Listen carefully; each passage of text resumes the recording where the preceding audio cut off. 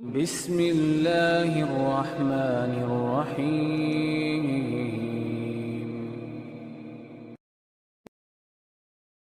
اللہ تعالیٰ نے جہاں رشد و ہدایت کے متعلق راہوں کا تعین کیا، وہاں رشد و ہدایت کو ترک کر دینے والوں کا انجام بھی بیان کیا۔ یہ قارون، یہ فرعون، یہ حامان، ان کے پاس موسیٰ علیہ السلام واضح دلائل لے کر آئے، لیکن انہوں نے تکبر کیا۔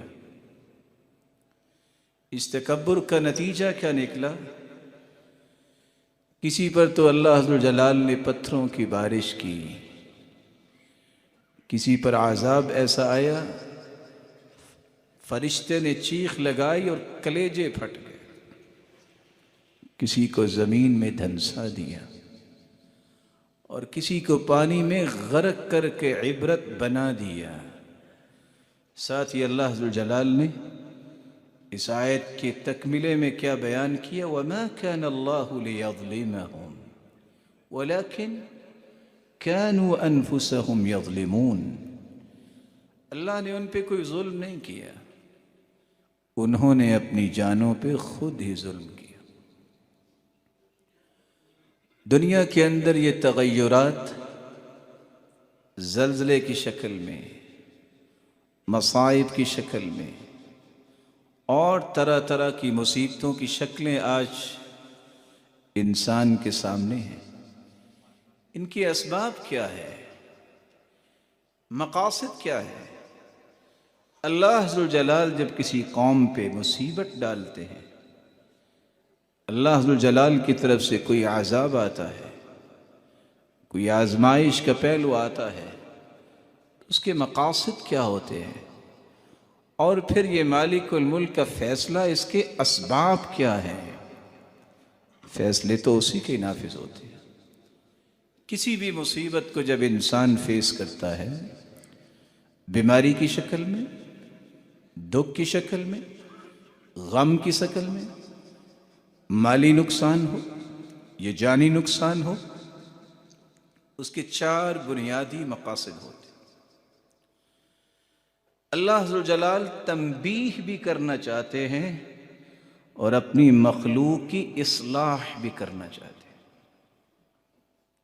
مقصود یہ ہوتا ہے کہ ان چیزوں کو دیکھ کے مخلوق پلٹ کے اپنے خالق کی طرف آ جائے، الرٹ ہو جائے کہ آج اگر ان کے ساتھ ہوا ہے تو کل کو تمہارے ساتھ بھی ہو سکتا ہے۔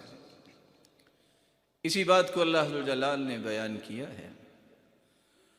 ظَهَرَ الْفَسَادُ فِي الْبَرِّ وَالْبَحْرِ بِمَا كَسَبَتْ أَيْدِي النَّاسِ لِيُذِيقَهُمْ بَعْضَ الَّذِي عَمِلُوا لَعَلَّهُمْ يَرْجِعُونَ۔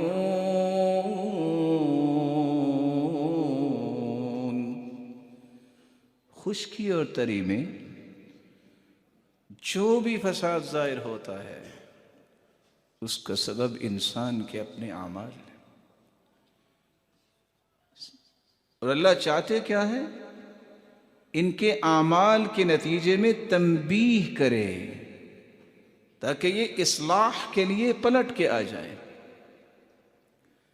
دوسرا مقصد اللہ عز و جلال نے یہ رکھا ہے، بسا اوقات انسان کی آزمائش بھی ہوتی ہے، اس آزمائش کے ذریعے کھرے اور کھوٹے کا امتیاز کرنا مقصود ہوتا ہے۔ کون ہے جو صرف نعمتوں پہ خوش ہے، اگر کوئی مصیبت آئے تو پھر بھی اللہ کے فیصلے پہ خوش ہے کہ نہیں؟ کون ہے جو زندگی کے ہر زاویے میں اللہ کی تعریف ہی کرتا ہے؟ وَلَنَبْلُوَنَّكُمْ بِشَيْءٍ مِّنَ الْخَوْفِ وَالْجُوعِ وَنَقْصٍ مِّنَ الْأَمْوَالِ وَالْأَنفُسِ الأنفس والثمرات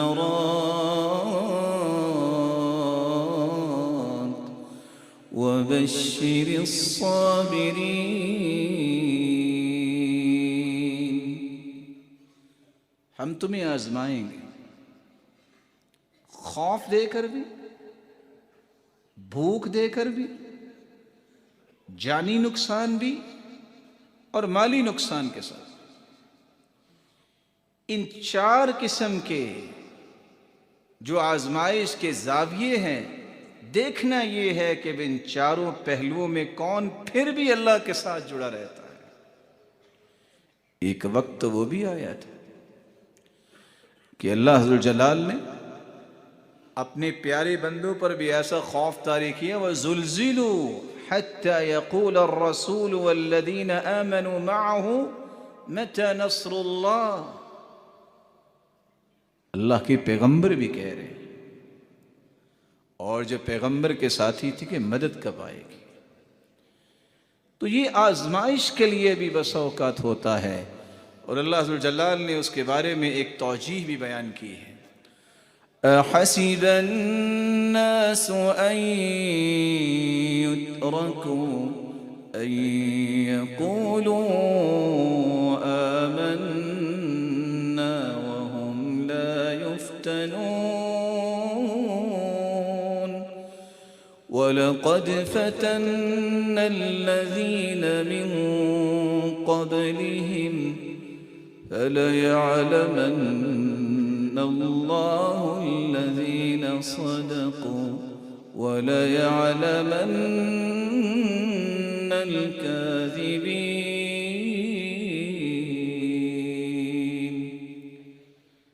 کیا لوگوں نے یہ سمجھ رکھا ہے کہ بس کلمہ پڑھ لیا ہے اور ہم بخشے جائیں گے؟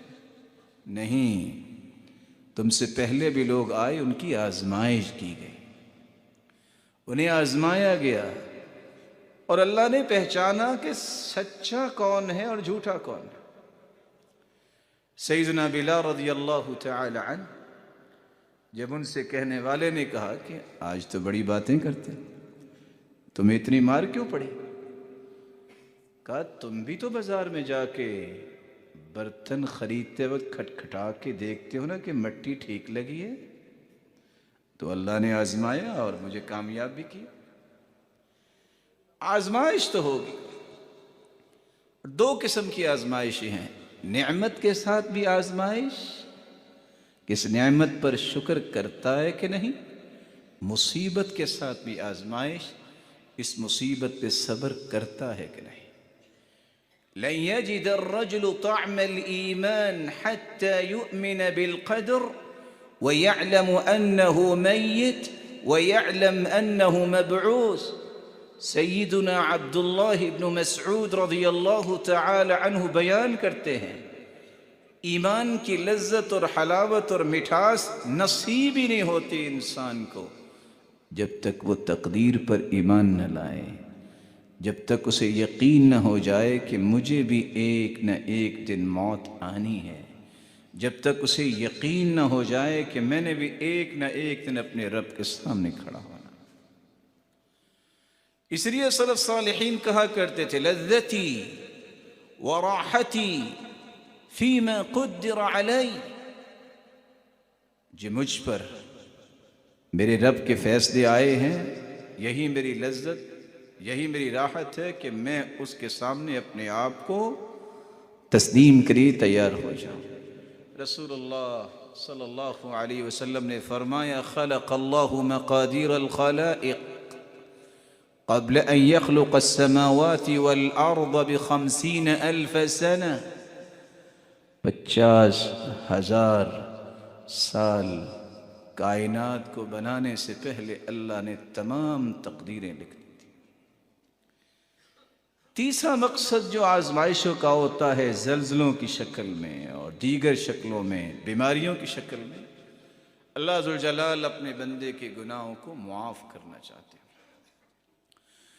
ما أصاب من مصيبة إلا بإذن الله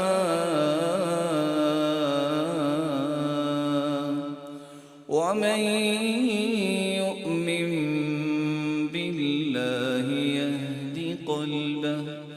واللہ بکل شیء علیم۔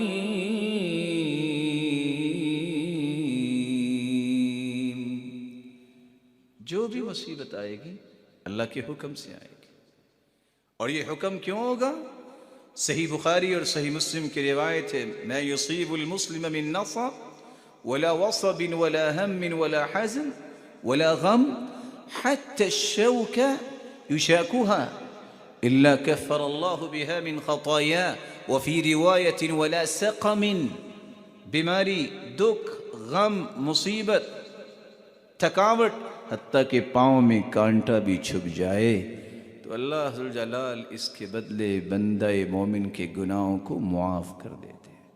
سخت سے سخت بیماری میں ہے، وَلَمْ يَشْكِ إِلَىٰ عُوَّادِي، آنے والوں کے سامنے اللہ کا شکوہ شکایت نہیں کرتا، جب پہلا قدم زمین پہ رکھتا ہے مَا عَلَيْهِ خَطِيئَةٌ، اللہ ذوالجلال اس طرح اسے پاک صاف گناہوں سے کر دیتے ہیں کہ اس پہ کوئی گناہ باقی نہیں رہتا۔ کَیَوْمَ وَلَدَتْهُ أُمُّهُ، اس طرح اللہ ذوالجلال اسے پاکیزہ بنا دیتے ہیں جس طرح اس کی ماں نے اسے آج ہی جنا ہے۔ ثم يستأنف العمل، گویا کہ اب اس نے نئی زندگی کا آغاز کر لیا۔ ایک چوتھا مقصد بھی ہے جو اللہ ذوالجلال کسی مصیبت میں انسان کو سمجھانا چاہتے ہیں کہ اللہ نے ایک فیصلہ کر دیا ہے کہ فلاں شخص کا مقام اتنا بلند ہوگا، اب اس کے اعمال اسے سپورٹ نہیں کر رہے، تو مالک الملک اسے معمولی معمولی مصیبتوں میں ڈال کے اس مرحلے تک پہنچانا چاہتے ہیں۔ ما أصاب من مصيبة في الأرض ولا في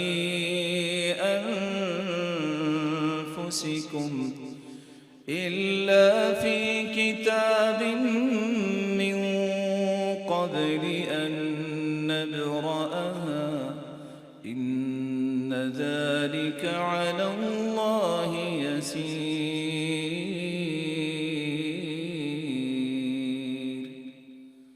زمین میں تم کوئی مصیبت دیکھتے ہو یا اپنی ذات میں، تو یاد رکھنا یہ اللہ نے لکھا ہوا ہے۔ ان الرجل ليكون له عند الله المنزلة فما يبلغها العمل فما يزال الله يبتليه بما يكره حتى يبلغه إياها۔ اللہ نے ایک مقام لکھ دیا ہے لیکن اس کے اعمال اسے سپورٹ نہیں کر رہے، تو اللہ معمولی معمولی آزمائشوں کے ذریعے اسے اس کے اصل مقام اور بلندی پر پہنچانا چاہتے ہیں۔